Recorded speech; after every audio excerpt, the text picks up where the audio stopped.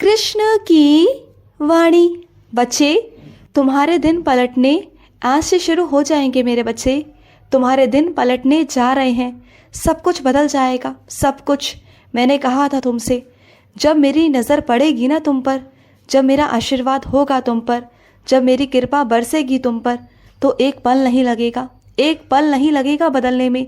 जो तुम सोच रहे थे ना कि तुम्हारी ज़िंदगी में बदलाव नहीं हो सकता, अब तुम देखते जाओ। आज से और अभी से तुम्हारी ज़िंदगी में बदलाव होना शुरू हो चुका है मेरे बच्चे। और ऐसा बदलाव हो चुका है ना कि तुम खुद आश्चर्यचकित रह जाओगे कि ये कैसे और क्या हो रहा है। लेकिन वो होगा और होना शुरू हो चुका है। इसका एहसास तुम्हें होना शुरू हो जाएगा।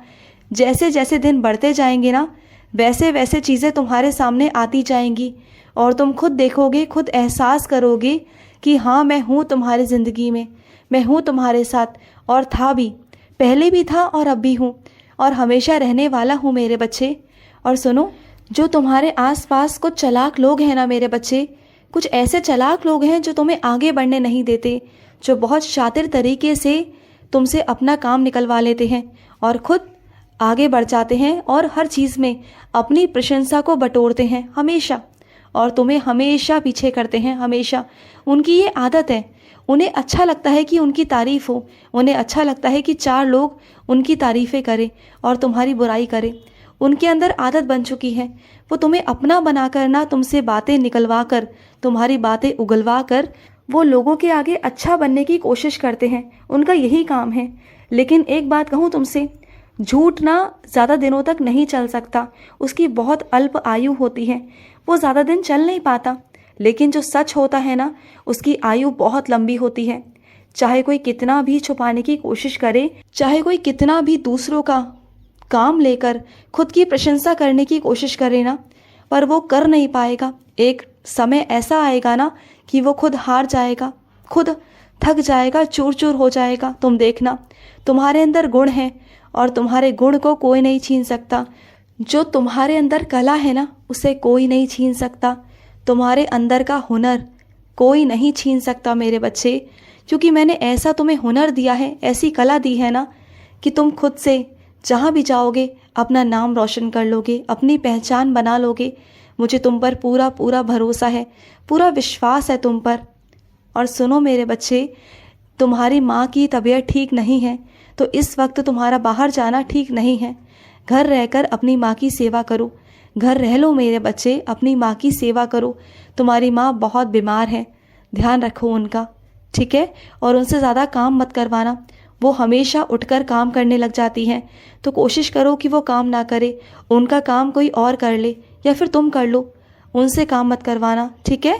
और सुनो, अगर तुम्हें लगे ना कि तुम्हारे घर में नकारात्मक ऊर्जा है, किसी की बुरी नज़र है, या तुम्हारे घर में काफ़ी दिनों से बरकत नहीं हो रही, चीज़ें तुम्हारी इधर से उधर हो रही हैं, अलट पलट चीज़ें हो रही हैं, तुम्हारे घर में पैसा नहीं रुक रहा, तुम्हारे घर में परेशानी ही परेशानी आ रही है, लोग बीमार पड़ रहे हैं, पैसा व्यर्थ ही जा रहा है इधर से उधर, तो तुम एक काम करना, मेरे स्नान जल को पूरे घर में छिड़कना और तुम मुझे अपने पूरे घर में एक बार घुमाना। पूरे घर में अपनी गोद में अपने काना को लेना और मुझे पूरी तरफ घुमाना, चारों तरफ अपने घर के घुमाना, और साथ ही साथ जल डालते जाना। फिर देखना तुम्हारे घर में धीरे धीरे बरकत होनी शुरू हो जाएगी। और हो सके मेरे बच्चे तो अन्नदान करना शुरू करो।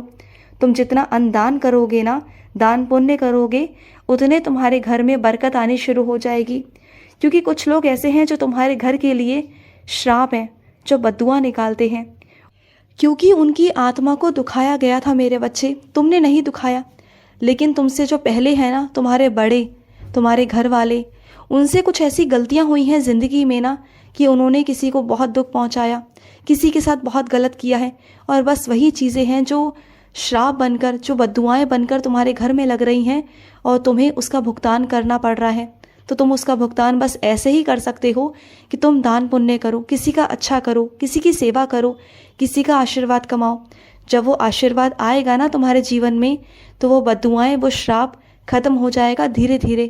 कुछ चीज़ें ऐसी होती हैं मेरे बच्चे जो नज़र नहीं आ रही होती, कुछ चीज़ें ऐसी हैं जो तुम्हें नहीं पता, जो मैं तुम्हें बता रहा हूँ। इस वजह से दिक्कत आ रही है, इस वजह से परेशानियाँ तुम्हारे घर में आ रही हैं, तो तुम समझ नहीं पा रहे थे। इसलिए मैं तुम्हें बता रहा हूँ। और दूसरी बात मेरे बच्चे, जो तुम्हारे कुल देवी देवता है ना, उन्हें भी पूजना शुरू करो। जो तुम्हारे घर के बड़े पूजा करते थे ना, जिस कुल देवी देवता की, उनकी पूजा भी करना शुरू करो मेरे बच्चे। तभी जाकर सब कुछ ठीक होना शुरू हो जाएगा। क्योंकि कुल देवी देवता का भी ना घर में बहुत बड़ा हाथ होता है, उनका आशीर्वाद होता है, तो उनका आशीर्वाद भी लो, ठीक है। और सुनो, तुमने किसी से कपड़े लिए थे पहनने के लिए, उनके कपड़े तुम्हारे पास रखे हुए हैं, तो सही वक्त पर उन्हें लौटा दो मेरे बच्चे। अच्छा नहीं लगता, बहुत दिन हो गए तुम्हारे पास रखे हुए हैं। जैसे तुमने उनसे लिए थे, अब वैसे ही तुम उन्हें लौटा भी दो, ठीक है।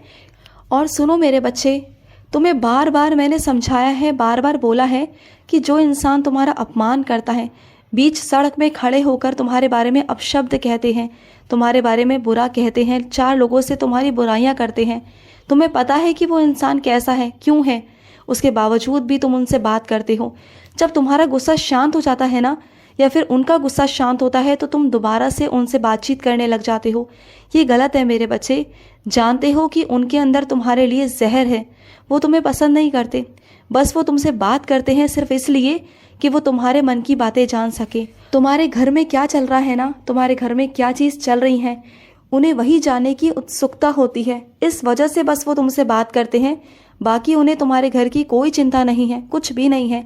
तुम इस बात को समझो, तुम्हें समझना होगा। और अपने आप को थोड़ा सा ऐसा बनाओ कि तुम लोगों से कम बात करो। तुम्हें समझना चाहिए कि कौन तुम्हारा अपना है, कौन तुम्हारा पराया है। तुम आज तक समझ ही नहीं पाए हो और इस वजह से बार बार ठोकरें खाते हो। बार बार तुम्हें तकलीफ़ों का सामना करना पड़ता है, बार बार परेशानियां तुम्हारी ज़िंदगी में आती हैं। और कुछ परेशानियां तो आती हैं, कुछ परेशानियां तुम्हारी खुद की बुलाई हुई होती हैं। खुद तुम निमंत्रण देते हो, परेशानियों को निमंत्रण देते हो अपनी ही गलतियों से। फिर बाद में तुम्हें अफसोस होता है, बाद में सर पकड़कर बैठ जाते हो कि ये मैंने क्या कर लिया।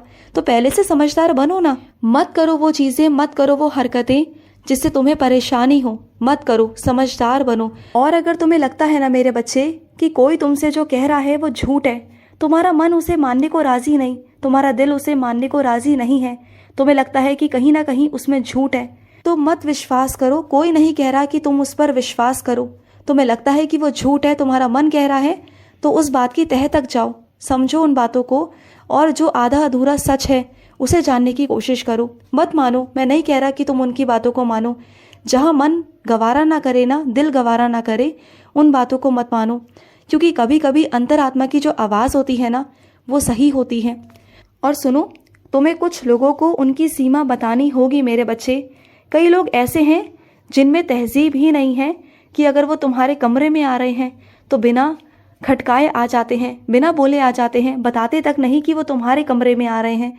तो ये गलत बात है ना मेरे बच्चे। तुम्हें बहुत बार अटपटा महसूस भी हुआ ना कि बिना बोले, बिना कुछ करे वो तुम्हारे पास अंदर यूं ही आ गए, बिना खटकाए, बिना कुछ बोले। ये तो गलत है ना।